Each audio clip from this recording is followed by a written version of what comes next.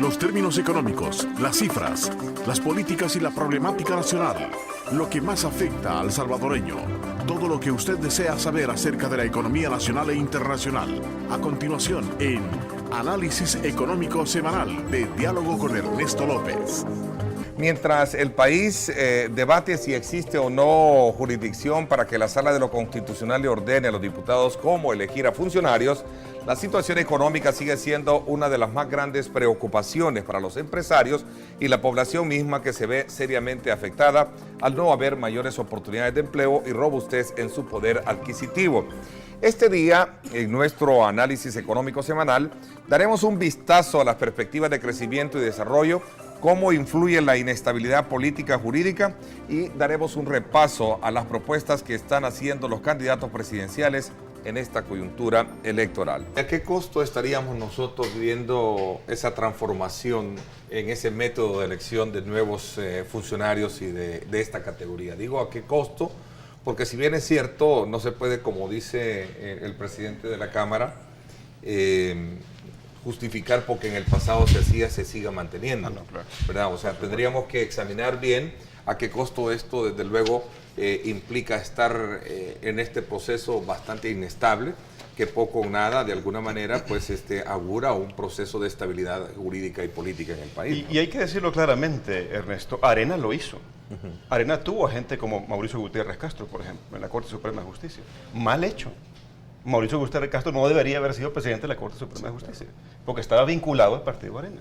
Pues lo mismo es ahora, exactamente lo mismo. ¿Quién asume ese tipo de costos? Porque al final de cuentas yo planteaba al inicio de nuestra presentación que mientras se debate, digamos, esa transformación que obviamente se requiere para elegir a funcionarios, también tenemos a una sociedad envuelta en serios problemas de inseguridad, tenemos problemas de costos económicos, de costo de la vida, afectando obviamente, golpeando seriamente el tema del poder adquisitivo de los salvadoreños. Al final de cuentas, la pregunta es, ¿entenderá la clase política a dónde tiene el país hoy en día? Es que debería de entenderlo, porque creo que la clase política o los partidos políticos deberían de entender que ellos han sido colocados en esos puestos para servir a la población, resolver los problemas y no para servirse ellos.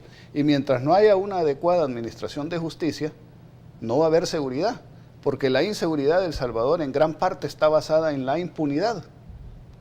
Si un delincuente, aquí vemos que se capturan 1.400 mareros en una redada, ¿cuántos de esas capturas llegan a judicializarse? El Salvador se quedó atrás y ahora cuenta con una Corte Suprema de Justicia que realmente cumple el papel de la modernidad, ¿verdad? No solo de la modernidad, sino que para lo que es una Corte Suprema de Justicia. ¿Y quién la eligió? La eligió la Asamblea Legislativa. ¿Y quién compone la Asamblea Legislativa? Los partidos políticos. Y la eligieron por mayoría, entiendo que por unanimidad, esa sí. Corte Suprema de Justicia. Por supuesto, cuando se trata de comenzar el proceso de separación de las resoluciones de la Corte respecto a los intereses de los partidos políticos, entonces viene el primer conflicto. Me impresionó cuando el expresidente de la Corte aparece en un canal de televisión en la noche del día que lo han destituido y independientemente de la humillación que le significó el método, ¿verdad? Porque uno puede hacer las cosas, pero las puede hacer con un poquito más de calidad humana, ¿verdad? Una persona que está en la Asamblea Legislativa presentando el presupuesto para el 2014 de la Corte Suprema de Justicia, ¿verdad? Y en ese momento le comunican por un Twitter que lo han destituido como presidente de la Corte. Discúlpenme, pero ese método se aleja totalmente de un comportamiento ético, en eso disiento. En que hayan tomado la decisión, me fascina que hayan tomado la decisión, además era una cronología de una destitución anunciada. Sí. Norma Guevara había dicho, cuidado, tocan al presidente de la Corte Suprema de Justicia porque aquí va a arder Troya, ¿verdad? No dijo arder Troya, dijo arder Troya. Eso lo dijo otra persona. Sí, lo dijo Freddy Cristiani. Sí, arder Troya no. Bien, perfecto, no dijo arder Troya, sí. Pero dijo va a haber conflicto. Él dice que Florentín Meléndez lo fue a buscar a su oficina y le dijo, apenas te vayas tú, voy a asumir yo la condición de presidente interino de la Corte y voy a hacer una limpieza. Y la primera limpieza comenzó por el hijo de un reconocido político y por otro individuo que parece que también tendrían afiliación partidaria. Por si no bastaba un elemento, llamémosle provocativo, ¿verdad? Ahí tenés un segundo. Ahí tenés un segundo. Y sin embargo, la reacción sigue siendo la misma reacción.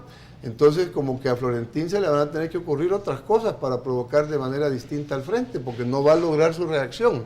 Yo creo que los partidos políticos ya entendieron cómo se juega más la institucionalidad. No puede esperar Arena que si llega al poder de nuevo va a tener una Corte Suprema de Justicia como la del pasado, al servicio del partido político. No, y el país ya dio el paso, y yo esperaría que nosotros, ustedes como Cámara de Comercio y su servidor, llegue quien llegue al poder, después le vamos a exigir lo mismo que estamos exigiendo hoy. Creo que debemos de aprender de nuestras lecciones del pasado. Lo que sí siento yo es que los problemas nacionales están apretando tanto a la gente que no podemos seguirnos dando el lujo de seguir esperando.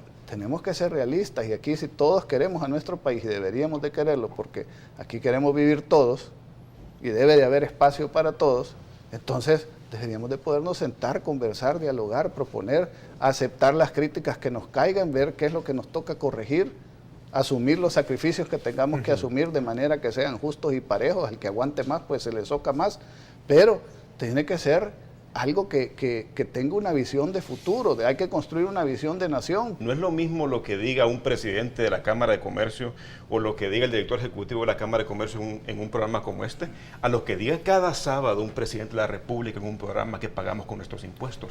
No es lo mismo, la responsabilidad no es similar, perdónenme. Entonces yo creo que el presidente de la República debería de aspirar a convertirse en ese aglutinador de todas las fuerzas vivas del país, las productivas, las no productivas, las políticas, etcétera.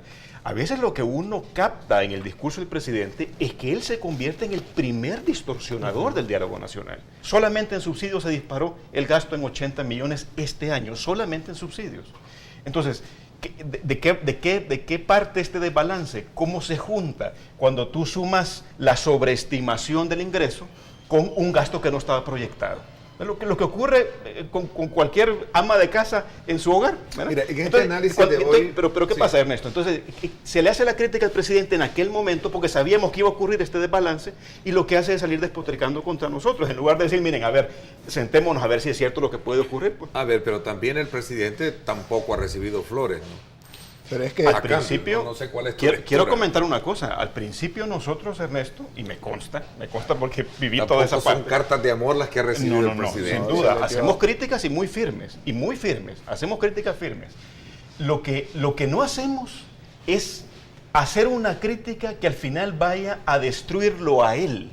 Eso es lo que no hacemos. Como gremiales hemos sido críticas y firmes, y vamos a seguirlo siendo también con el próximo gobierno, independientemente de quién llegue, porque también si viene un gobierno a decir las cosas como las ha dicho el actual presidente, también va a recibir críticas de esta gremial. A ver, este tema del lobismo, de personas contratadas para hacer un lobby en el Congreso, hablar mal del país precisamente en el contexto de esta denuncia que hizo el presidente. Pero ¿qué piensas tú digamos, habrá tiempo para poder consagrar un nuevo escenario de país, así brevemente? Porque no creo que haya tiempo en la relación que hay entre el presidente y las gremiales. No lo hay, porque le quedan 8 meses de gobierno y porque está en medio de una batalla electoral. Un gobierno de derecha pronto se dará cuenta que no tendrá gobernabilidad si comienza a despedir empleados del gobierno y a reducir los programas sociales. Este planteamiento es efectivo para criticar al gobierno, pero mientras no estimule la inversión privada, reconocerá más temprano que tarde que la estabilidad política que requiere va asociada con la relativa armonía social que provoca la inversión pública y privada, de manera que no es automático que asumiendo el poder, ¿verdad?, tomará decisiones en contra de los sectores sociales, como algunos sectores lo critican.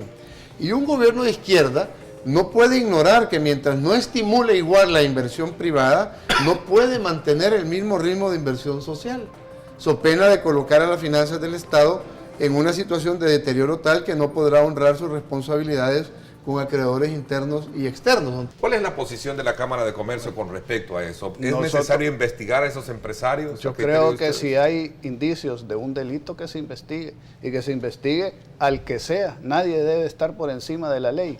Y si se encuentran culpables, pues que paguen lo que tengan que pagar por esa responsabilidad. Y que conste, las críticas que este servidor ha hecho, siempre las ha hecho de manera respetuosa.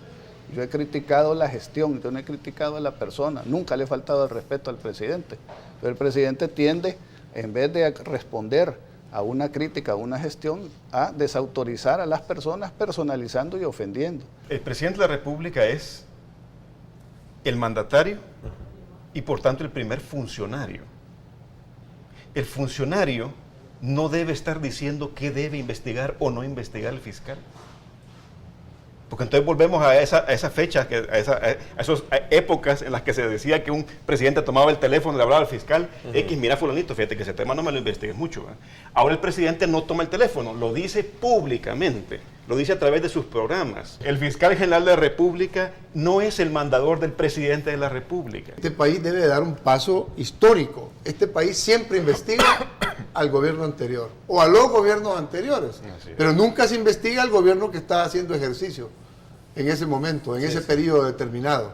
Entonces sale muy cómoda la situación, ¿verdad? Y se investiga, porque pero nunca se concluye en nada. Pero ojo, estoy hablando de este país, no estoy hablando de este presidente. No, este país. Claro. Nadie debe pensar que el país es su hacienda. Totalmente de acuerdo. Y mira, al final, un mandatario tiene que recordar siempre, del momento en que llega hasta el momento en que se va, que él ha recibido un mandato. Mandatario no es el que manda, es el que recibe un mandato. El presidente de la República es de alguna manera empleado de todos los que pagamos impuestos. Todo el mundo dice estamos de acuerdo en la educación, pero ¿qué tipo de educación? ¿Cómo le vamos a apostar? ¿De dónde la vamos a financiar? ¿Cómo la vamos a priorizar? Y doy un ejemplo que lo hemos dado en otros lados. Se dice, miren, para la educación hay que apostarle, entonces invirtamos en zapatos y uniformes. Y es importante darle zapatos y uniformes, pero ¿es esa la prioridad? Esto fue el análisis económico semanal de Diálogo con Ernesto López. Gracias por su atención y hasta el próximo miércoles.